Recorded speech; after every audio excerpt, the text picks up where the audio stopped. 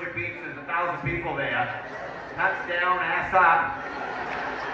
Bathing suit around my ankles. I'm just laying there thinking, don't roll over. Because that's a felony. That's a felony. Everybody saw my ass, but you can see ass, right? You guys see it. You've been to Walmart, right?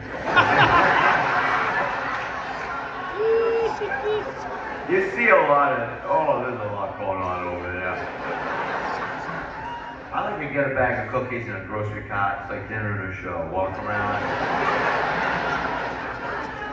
Me and my wife went last week. We get in, she goes, I don't want to deal with you right now. Let's split up. We'll meet back. Go. You go. I'll go. Goodbye. So we leave, and she comes back. She's whispering. She goes, what did you see? Like it was a museum or something. I go, well. Now you bring it up, I did see a lady with flip-flops on. Her baby toe was bigger than her big toe. She goes, what? Yeah, friggin' wee. Was bigger than that one that went to the market. I tried not to look at it, but you know how that goes, right?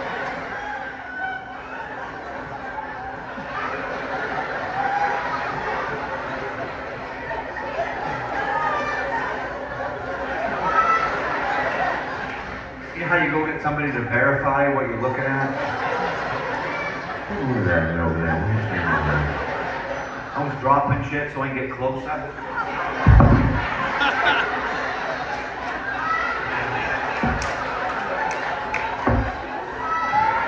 Jeez, look at that. I'm kind of getting smoke shit right there.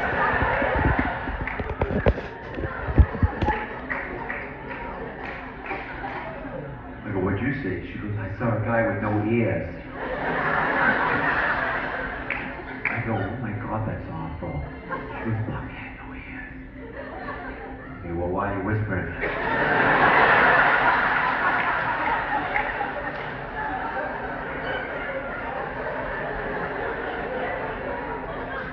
She goes, I felt so bad. I feel bad, you're just telling me, my God.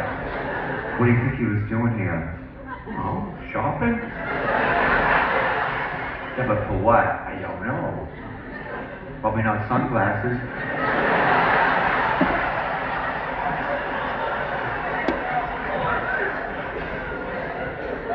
She goes, don't be an asshole. I didn't start this. You started it. You're the one that separated with me. I went by myself a couple of days to go to Walmart. I went over there to get some wheat and feed for the yacht, because she's got me doing shit all the time. Get some wheat and feed on that grass, Bob. It's fall. It's September 3rd. Wheat and feed. So I go to Walmart. This lady comes around the corner. She goes, oh my God. Are you Bob Marley? I said, no. Yes, you are. I go, yes, I am. Bring it in, baby doll. Starts walking towards me. She's got a white Jama bottoms on. That's fine. She's got some slippers, but they got hard rubber sole. That passes as a shoe here in New England. Coming at me. And on the approach, I'm like,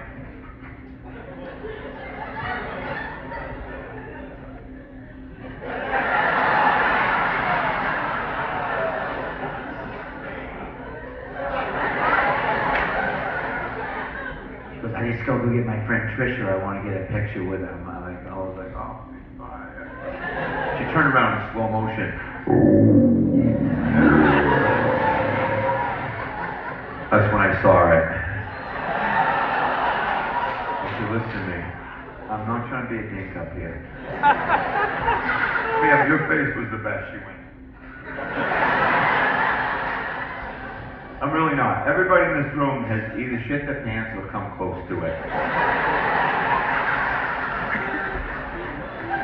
Every guy that's married, if you've got a little skitter in there, you shit your pants. I like how most of the ladies are laughing right now. I'm not judging her on that. I'm judging her on lingering and mingling. Here's the thing, okay? If you shit your pants at Walmart, you're gonna want to head right out.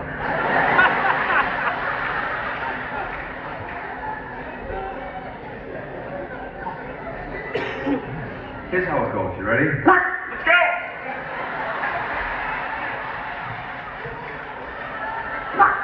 Get the truck!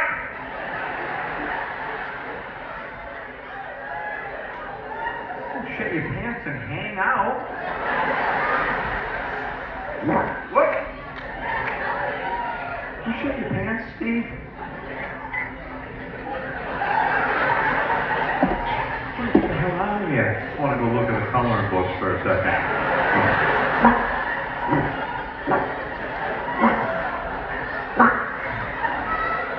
We gotta get out of here. Let's go to automotive, look at the turtle wax.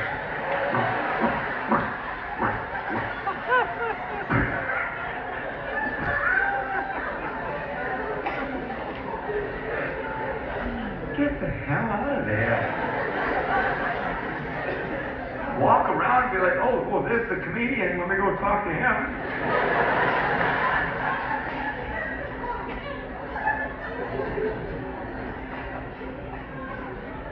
I'm sore. I'm very sore. Some of you might not know it, but I've not been on Facebook as much, just posting clips because I had a very bad accident about 6 weeks ago. 7 weeks ago, maybe. Here's what happened. I was at the main mall. I'm laughing because I know what happened. And again, it's so dumb. I was at Jordan Marsh out there. You know what I'm talking about? Jordan Marsh. Or whatever it's called. There's what is it? Caldors? Macy's. Yes, ma'am. I was at Macy's. I fell down 14 stairs on the escalator. Those are not carpeted, as it turns out. That's hard steel. I saw the escalator and I got excited because I'm over 50. Anybody here that's younger, you don't know. But you get past 50, you see an escalator, in your head you go, oh my God. Just to stand and de-escalate for a minute. Oh my dogs are barking. Woo! Some people can't do it. They gotta run down the escalator. You ever see those people? Take the day off. I'm standing there and they got the Muzak playing. You know the Muzak? People smile and tell me I'm the lucky one. Oh, yeah.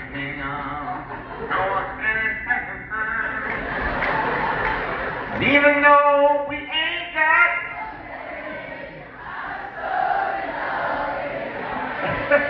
look at the younger people, they're like, why are all the old people singing?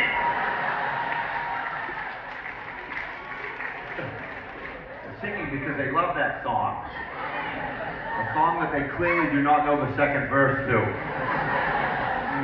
Anyway, I'm on, and here's what happened. I'm de-escalating, the music's cranking. Out of the corner of my eye, I think I see Bobby Orr from the Boston Bruins. The great number 4, Bobby Orr. Yes. So like an idiot, I yell out and I go, Bobby! As if he would turn around and go, hey, Bobby! I screamed so loud, that's what the EMT told me later anyway. I cut the oxygen off to my brain, and that's when I blacked out, and I went down 14 stairs. At the bottom, my head went into a mannequin's asshole. And then the escalator, I saw the footage on the security camera, they sent it to me. The escalator just kept pushing me into the asshole.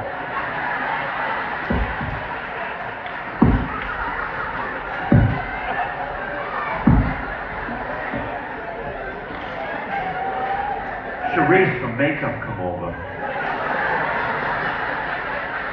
I was concussed, but I saw her. She was like, oh my God. I was like, Bobby Orr! Look over, it's not Bobby Orr. It's just a guy with a Bobby Orr hockey shirt on. How stupid I am. Why would Bobby Orr go to freaking Jordan Marsh? Macy's, whatever. Secondly, why would he go out there and say to himself, I probably ought to wear my game shirt?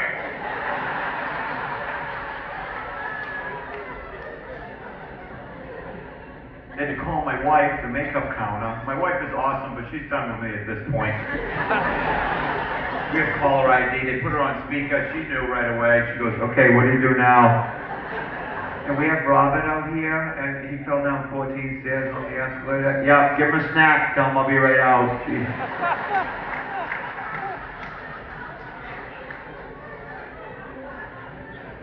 Weird. I've always been weird. My whole family's weird. If my extended family walked up here right now, you guys would go, oh, okay, makes sense. There's no way you're going to leave here tonight and not feel better about your family. I'm not up here because everything's okay, do you understand? Normal people don't end up here. It's not like I leave here at the end of the night and then everything's fine. This shit's going all day.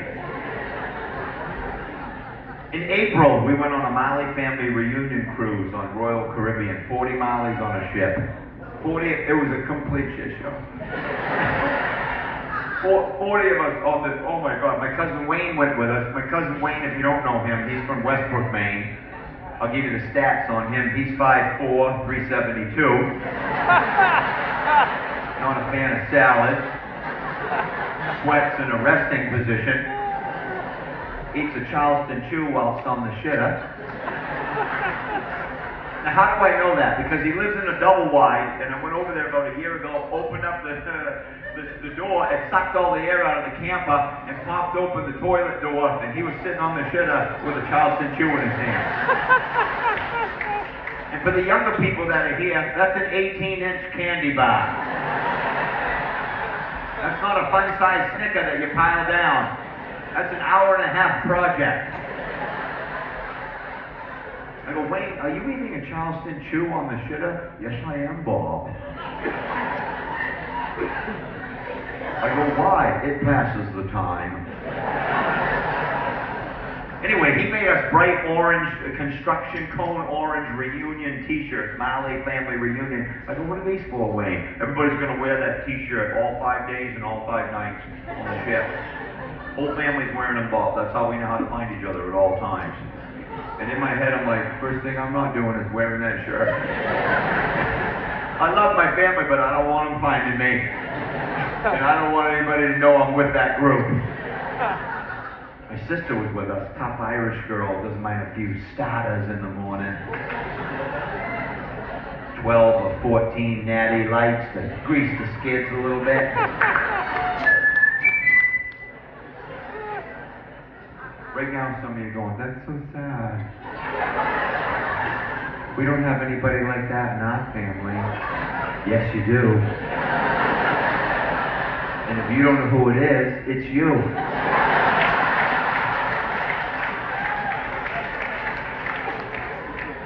If you've not been on a cruise, first thing you're going to do is take your luggage, go to the room, and get settled in, which is very good for New England people because we know all about settling in.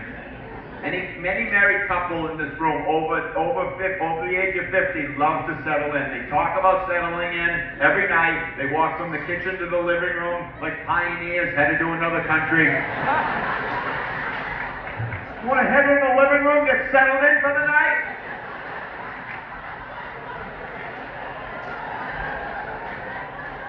For some reason, if they can bring food into another room, that's very exciting for older people. You want to bring a pie and coffee into the living room?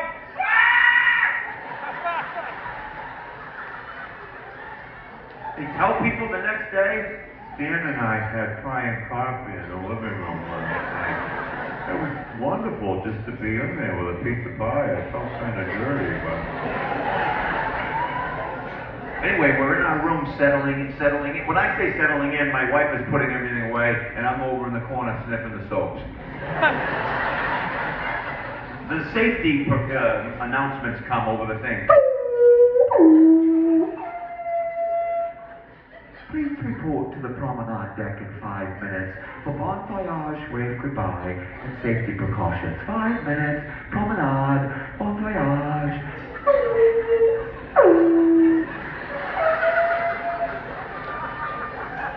So we go out there with the horseshit life jacket and the fruity drink.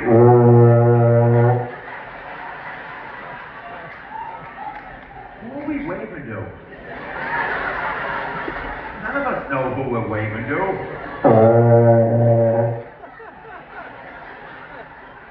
My aunt's next to me. She goes, Bobby, look down there on the dock. I see one of those bright orange t-shirts.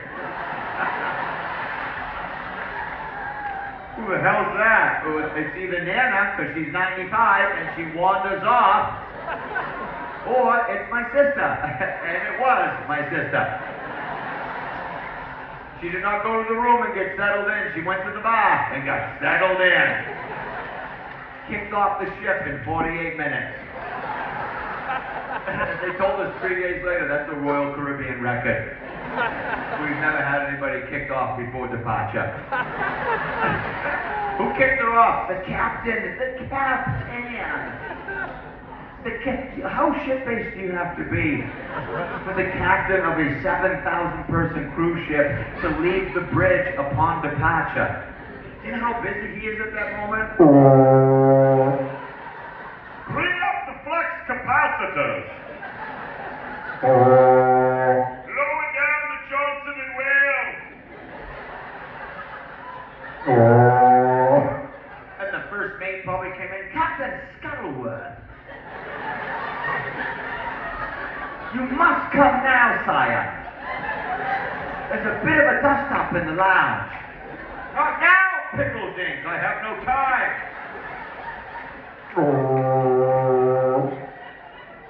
But you must come. It's a sordid situation. So the captain went down there and looked at my Irish Catholic New England sister and said, we're not bringing that bitch with us.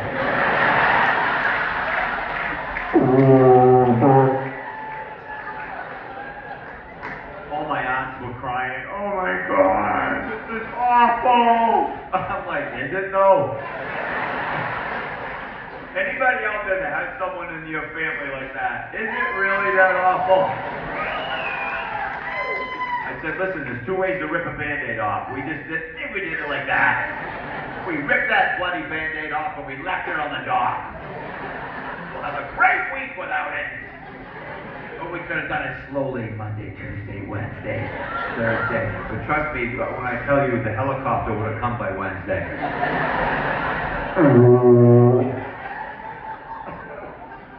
Second day on the cruise, my cousin Wayne comes knocking on my door at 7 a.m., has just his bathing suit on, nothing else, very confident guy, 5'4", 372. No flip-flops, no shirt, no nothing, just his bathing suit. It's April, so you know how good we all look in April. Tube sock lines on his shins, bunch of cracked yellow toenails. His body hasn't seen sunlight for 9 months. He does not give a shit. I open up the door, he goes, hey Bobby, what up? Keeps doing that. I don't know what that is, but he kept... Get your trunks on. You and I go down the pool and hang out together. In my head, I'm like, I don't want to do that. But my wife's wicked nice and she got pissed. And anytime she gets mad at me, she talks to me like a ventriloquist. She goes, go down to the pool with Wayne. And she gets mad when I do it back. I don't want to go down the pool with Wayne.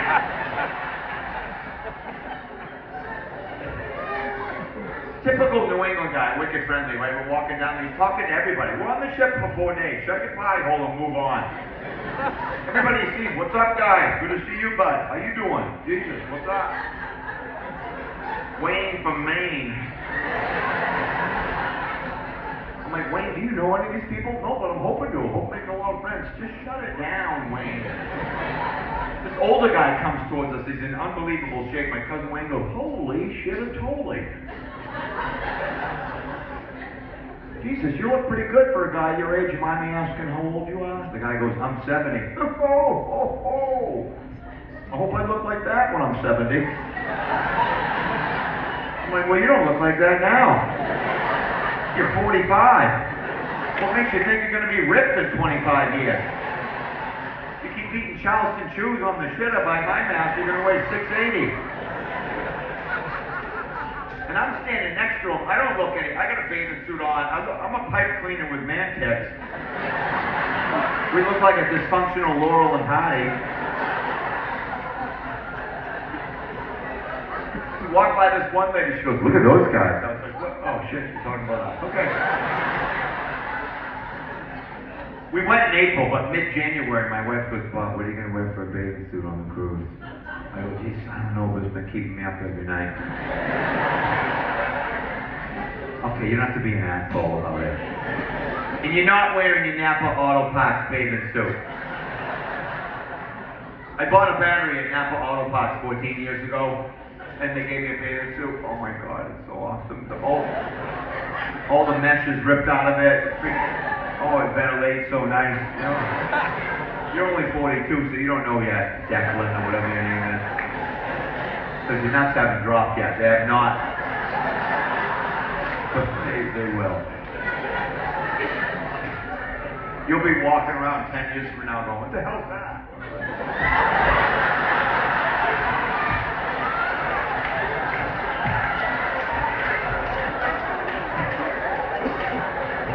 My Uncle Jimmy, 78, he called me today and goes, "Jesus Christ!" I go, "You okay, Jimmy?" "Had a bad morning over here." I go, "What happened?" He goes, "Word for word, I sat on my nuts."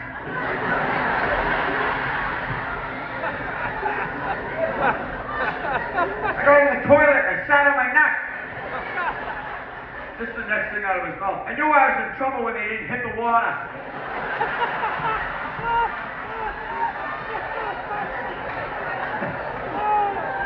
He's married to my Aunt Teresa. She's in the background ripping butts, and I can hear her tongue flapping. Poor guy sat on his nuts. That's what she said. "Is that how you get your jollies, Jimmy?" That's a very big New England lady thing to say. "Oh, is that how you get your jolly?" Sitting on your nut. Anyway, my wife said to me, "I want you to look good on the cruise, Bob. I want you to wear some tight surfer shorts or something." I'm like, "You've seen me naked, right? If you want me to look good, you better get me like a snowmobile suit or something." Anyway, mid-January, we go out to the mall out there at JJ Maxx out there. Whatever it is, what is it? TJ, okay. Off by a letter, easy Plymouth, easy. Some of you were right on me.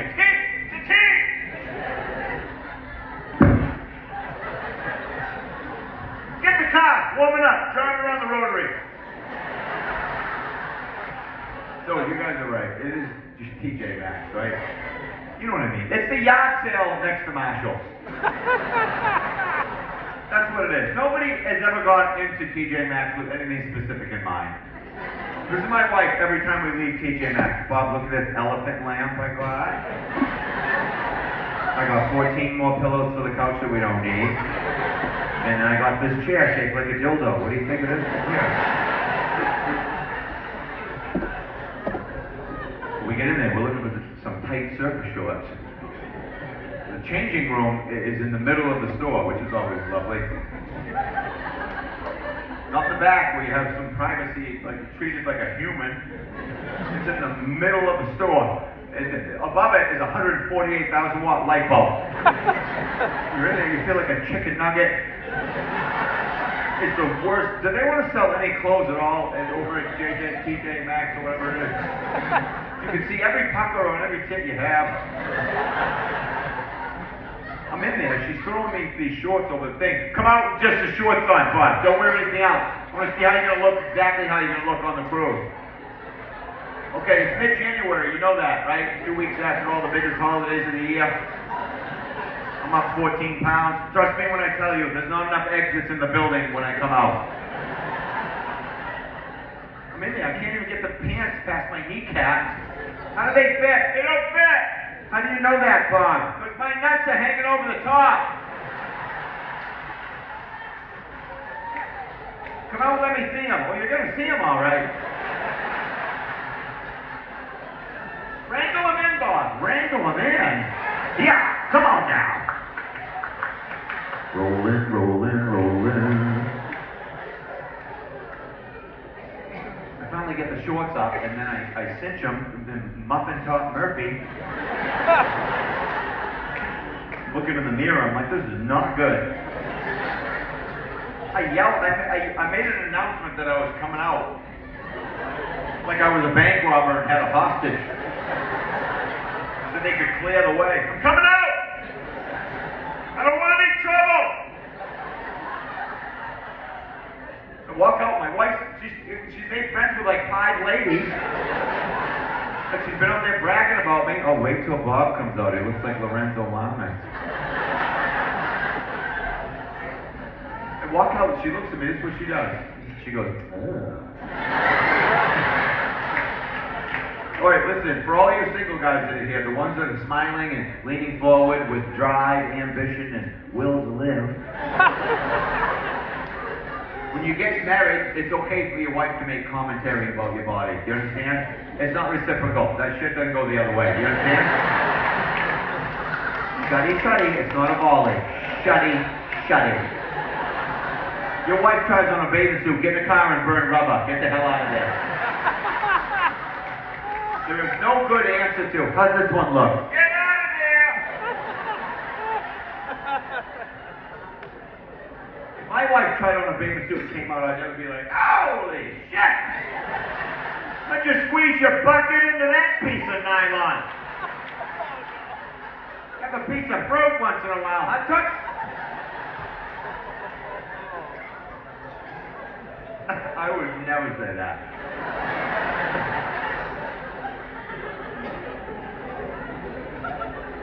I'm Irish Catholic. I have so much guilt in my body. That's how I grew up, Irish Catholic. Any survivors, Catholic survivors? Yeah. I went to church 9 times a week. I have so much guilt. I still feel guilty about showing you this. I just hear my mother's voice. Was that necessary? To show him a pumpkin that looked like Grampy's stink. What the hell's the matter with you?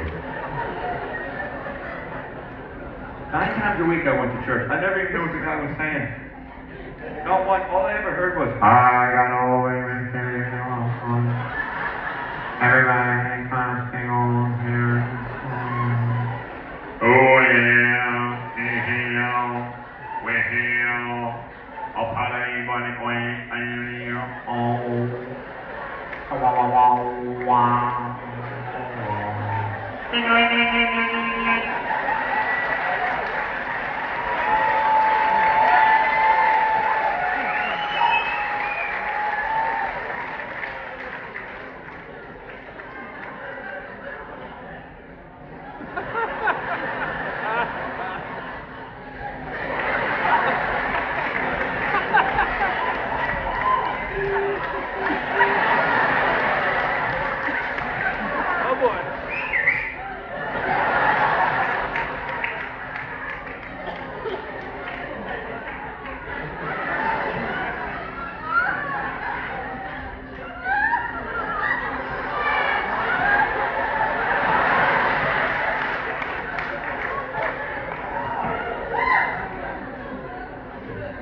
Then you would break for halftime. Remember halftime? Well, get that little Jesus cookie, remember? What do they call that? A Jesus or something like that? That'd be a great name for a snack, wouldn't it? Hey, can you pass me them Jesus?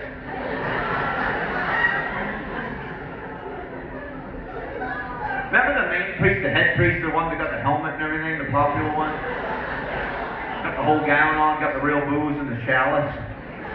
His line would fill up immediately to get that cookie. Then you either start opening up other registers. But they run out of qualified clergy, so they've just got some town folk over there dishing out the G-Zits. Some guy with one tooth and a Dale Earnhardt Jr. sweatshirt on.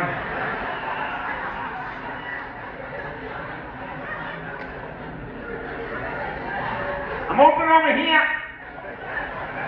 That way. way you want. Any way you want it. In the hand or in the mouth.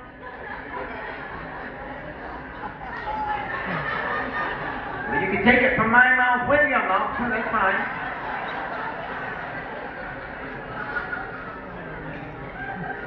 They are home.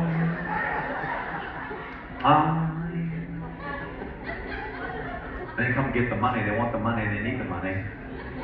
Come around with a basket on a stick. Some of you are too young to remember, but back in the late 70s, early 80s, they didn't have no stick on that basket. They still had a little trust in the parishioners. Somebody must have been clipping from the basket. They put a stick on it, and they assigned the job to some 84-year-old man. He's got the basket on a stick. Put the money. Keep your hands where I can see them.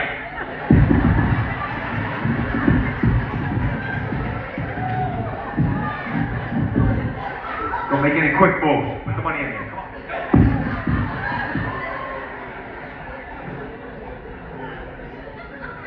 We went every Sunday as a family, kind of as a family. My father almost made it every Sunday. This is how we operated. My father we'd pull up in our Caprice Classic, 1976 Caprice Classic, with none of the doors. There was only 2 doors, and neither door would open. My sister hit a fire hydrant with one side, and then my mother hit a bank with the other side.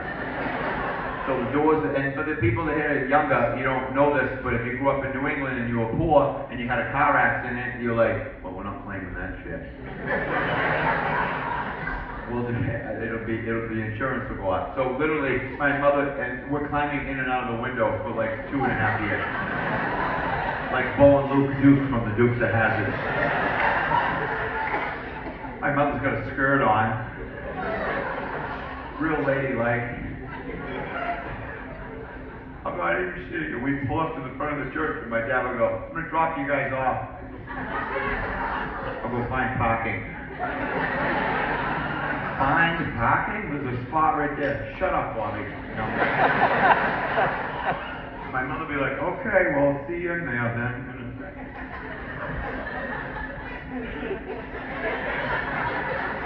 That's great view, Mom, from the back seat. Can you not? Maybe get some leggings or something like that. Go to church with a snowmobile suit on. Cover yourself up. Sweet Jesus. I'm going to go to confession and have to tell them that. Anyway, my father would come in with like a minute left. I'm like, look at this freaking guy. He'd hit the water in the lobby, grab a flyer. Let's go! Get back out to the car, we'd start it up, the Red Sox game would be blasted full volume. I'm like, yeah, wonder what you were doing out here, Pope Francis. My father was 6'3", 360-pound Irish guy with eyebrows like hedges. My father didn't wear pants, he wore something called slacks. You ever heard of slacks? Little 42-year-old? Made out of polyester, just hiked up to his tits. Hiked up so far that you thought, does this man have a vagina?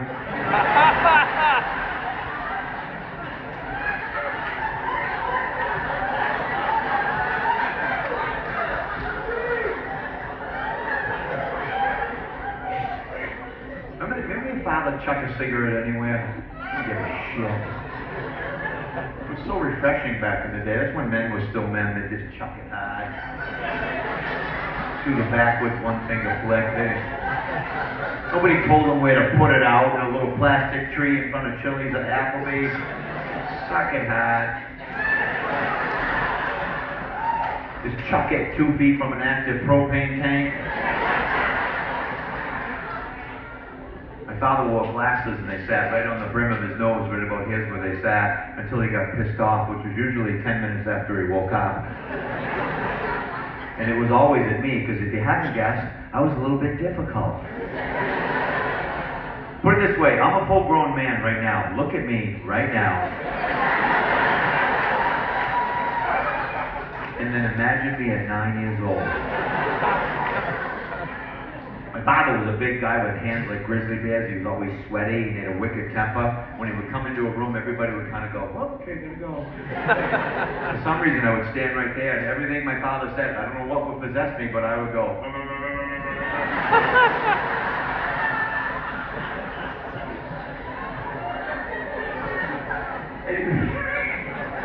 He would move so fast to chase me, and his glasses would go crooked. They'd end up here.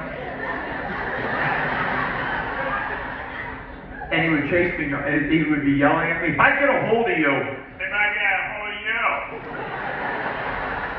My mother would be like, "He's gonna kill you, Bobby." "He's not gonna kill me, Mom. I'm gonna get to the dining room table. That's my safety zone." You ever play that game?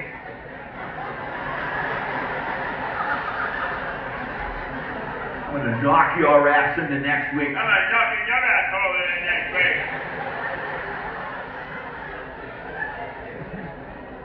Anytime he got pissed, he'd tighten his ass up. That was his tell, like a game of poker. He'd be like, "Jesus Christ. Here we go. Here we go."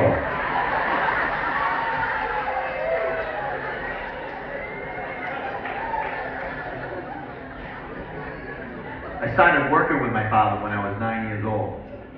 He didn't have a business of his own, but you know, you guys are younger, so you don't know. Back in the day, my mother worked on weekends. My father worked part-time on weekends. So you either had to stay home because there was no nannies.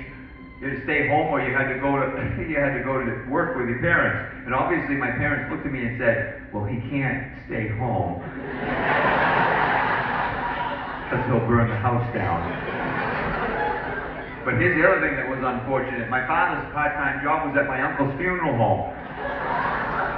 Would you bring me to you wouldn't even bring me now.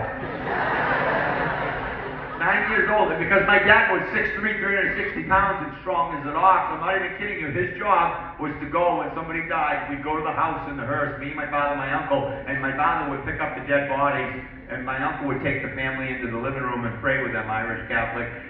Second body I ever moved, we get upstairs, I'm 9, that probably explains some shit.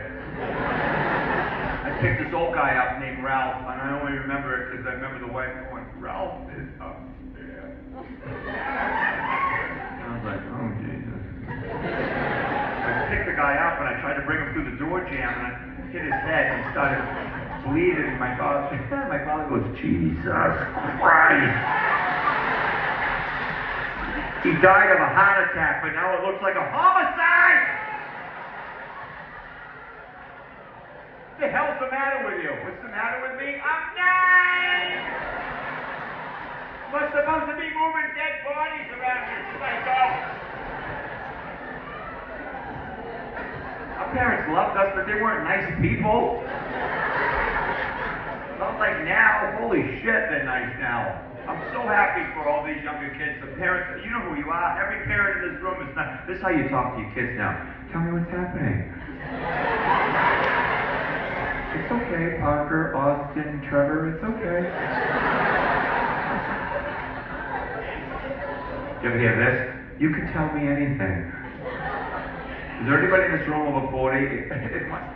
If my father said that to me, "Hey, Bob, you can tell me anything." All of us would have been like, "Well, that's a trap."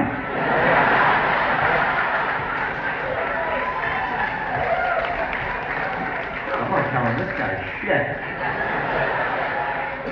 But they're so nice now. Don't forget, now listen, everything's okay.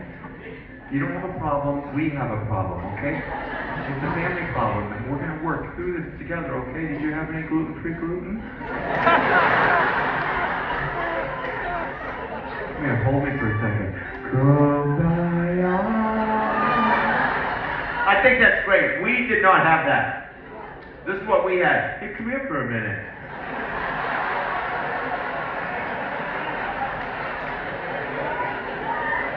I want to show you something over here. Remember your father always wanted to show you something over there? I'm like, I don't want to see anything over there. I'm not going to hurt you. Come on over. Come here for a second. Come on over.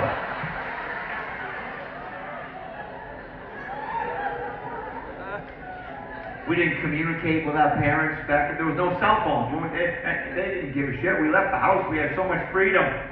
It's not like now where the parents got the kids on a tracker. My wife has the kids on a tracker. I'm like, leave them alone, my God. She's every day, Bob, he's going to Burger King. He's at Burger King, Bob. They go to Walmart, Bob. Get in the truck and go see what they're doing. Our parents didn't give a shit where we were.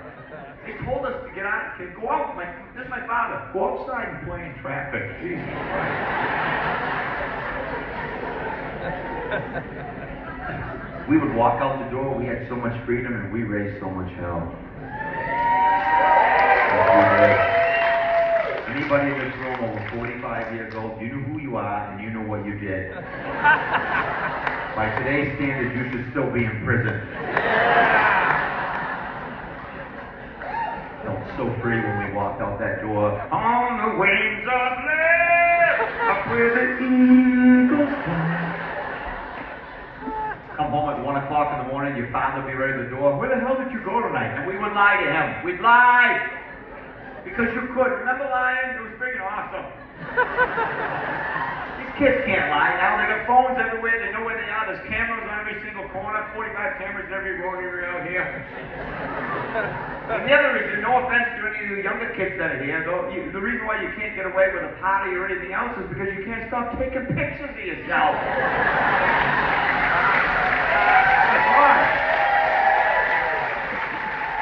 They document every 2 seconds. I'm over here, I'm over here, I'm over here, I'm over here. I have 3 pictures of myself till I was 21 years old. We had to go to the Zayas parking lot to the photo mat and drop it off. Come back 14 months later and try to get a good picture.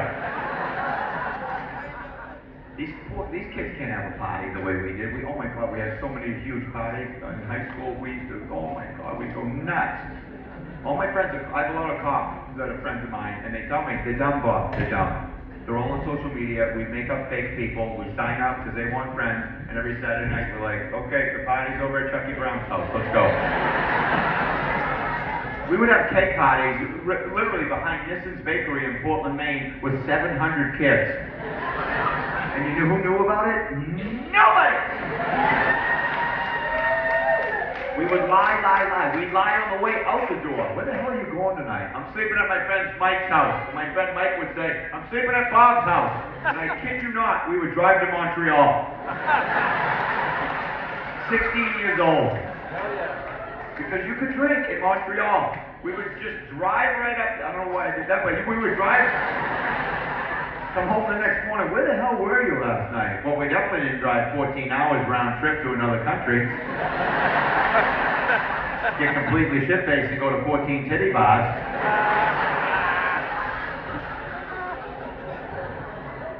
The parents now probably wouldn't even care because it's so nice. This is what they say to the kids. Listen, I know you're in high school now. Okay? It's okay, Cody, Birdie. If you go to a party and have a drink, call me. Which I think is nice, but is there anybody in this room? From our generation, let's say we were all at a cake party together in high school and we were completely shit-faced, and I said, you guys, I got a great idea. You know who we should call? My father. I'd like to be dead by tomorrow. I only called home once all 4 years of high school, because once we left the house, we're not calling, we're not giving them evidence to build a case against us. I only called home once. Here's what happened. My sophomore year, I bought my first vehicle ever. I bought a 1968 AMC Rambler. I paid $150 for it, so you can imagine the beauty and the bondo that laid in the vehicle. I brought my father with me to go look at the car. I didn't want to bring him with me because he was volatile in public settings. But I needed a ride, so we get over there, and the guy's got it on the front lawn, and my father's standing there with his pants up to his tits, ripping his butt, and chucking him into the guy's mulch. And the mulch is smoking, and I go, and the guy's like, Jesus Christ. Dad, what do you think of that Rambler? Hey, Bob, that Rambler is a piece of shit. But you're going to buy it anyway, aren't you? You're not going to listen to me, are you? Probably not, Dad, because I'm a dishwasher at Bonanza Steakhouse. I make $3.22 an hour. And currently, I'm riding my Free Spirit Huffy 10-speed 11 miles every day from high school to Bonanza with the uniform on. And if you don't remember the Bonanza uniform, not a good look. Brown bell-bottom polyester pants, an orange rodeo shirt with horsies on it, a kerchief, a freaking kerchief with a mushroom chef hat. I'm riding down Congress Street in Portland, Maine, thinking out loud, why can't I get laid?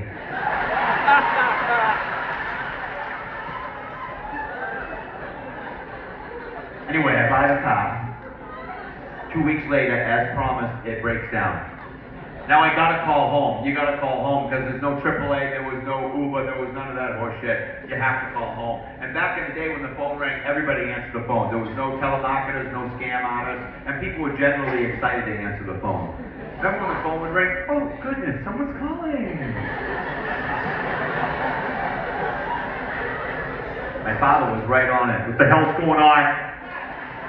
And I heard my mother come from the back room. And if you're not from New England, the back room is just a room we have out back.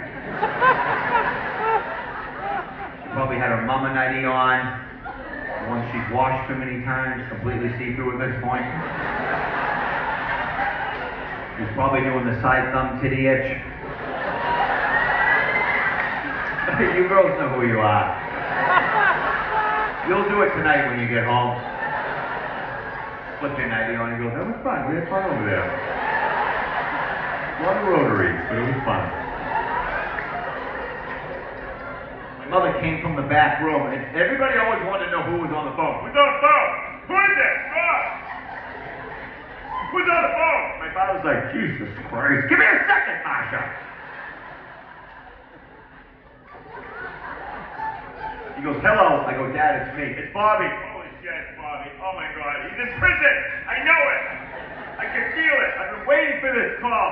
He's probably done methamphetamine or something.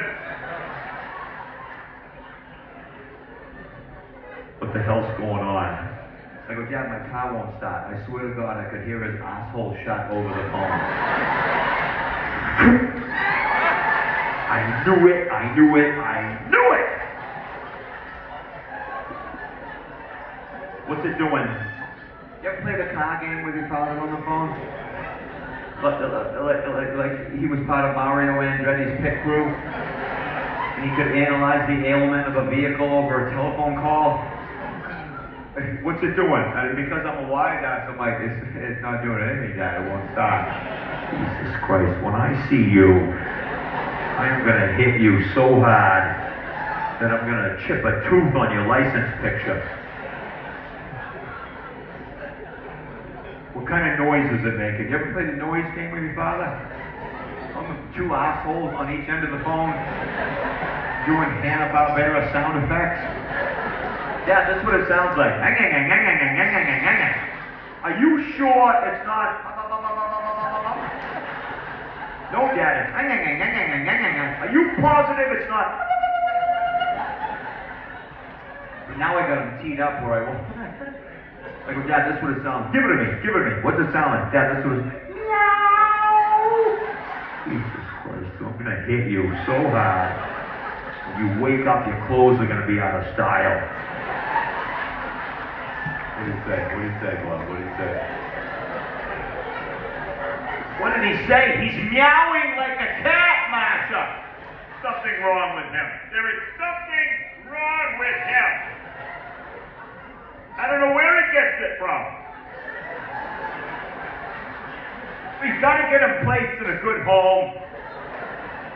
Bring him to Portsmouth. Drop him off in the middle of that rotary by Bickford. Somebody will pick him up, make him a dishwasher at Yokin's or something.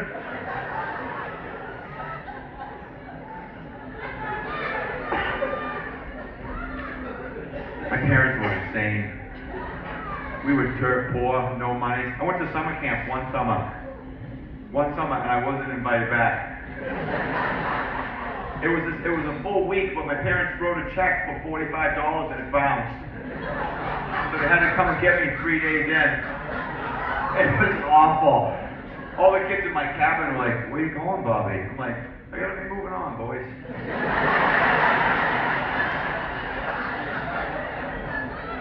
But before we went, my mother's yelling at me. She's like, whatever you do, do not go. Listen to me. You looking at me? Do not go in the water past your kneecaps. Do you understand? Do not do that. Go up to your kneecaps and just, get a little water on you. Like swim like my nana. That's how my nana used to. She'd go up to her kneecaps.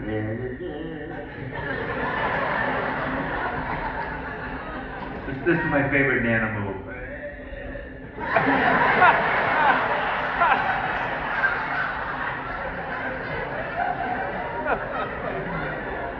Hey Nana, can you not marinate the drinking water? My God. I go, Ma, I want to go deeper in the water. You can't swim for Christ's sake. You're a horrible swimmer. I'm like, okay, then why did you buy me a Speedo? I'm not shitting you. 8 years old, I had a Speedo. No other kid had a freaking Speedo. I'm literally standing up to my ankles in the water. I have a school picture with me with a sweater vest on and a short sleeve turtleneck. Listen to those words. A short sleeve turtleneck and a Speedo. How did I not get the shit beat out of me every day? I had a kid I graduated with said, I wanted to beat you up every day, but I felt bad, so I didn't. We had no money. We would make one family trip every summer if we were lucky, and my mother would threaten us with New England amusement parks all year. In January, we get a little wound up. Keep it up. You keep it up. You keep it up, and you will never see Six Gun City. I'm like, I didn't even do anything! There it goes. Dinner's Village gone. I was like, you want more? You want some more? Canopy Park. Gone.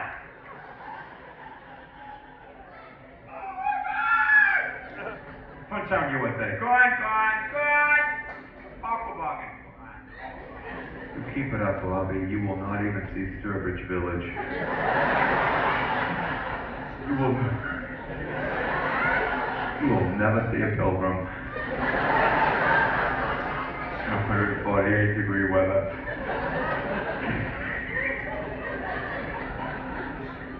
My parents used to fight all the time. They didn't fist fight or anything crazy, but they screamed at each other from the moment they woke up to the time they went to bed.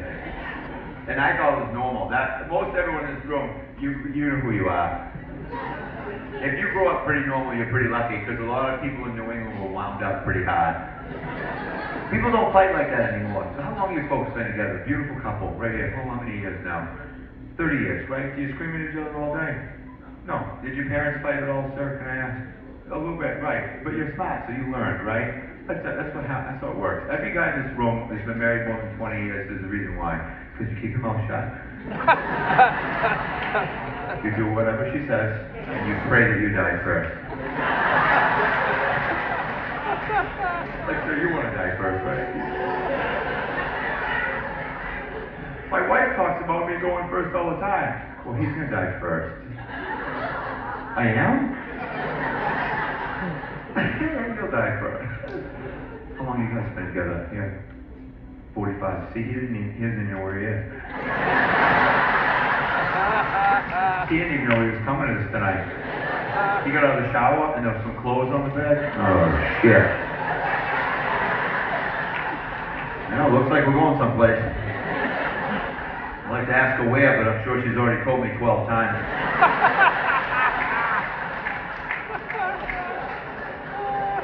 Here's the other thing, girls, okay? Your husband loves you, but he can't listen to you. Do you understand? Not because he's being a dink. He has no capability to listen to you. When my wife starts talking, this is what I look right at her and I go, I'm going to try wicked hard on this one. And like 10 seconds in, she's like, Bob, you're not listening to me! Yeah, you got me. Yeah. I lost you at, hey, Bob, you know what I was just thinking. And then where do you go, Bob? Where does your mind go? Because you sit there and you nod at me like you're listening to me. I don't know what to tell you. You start talking and all I hear is, I'm sailing away.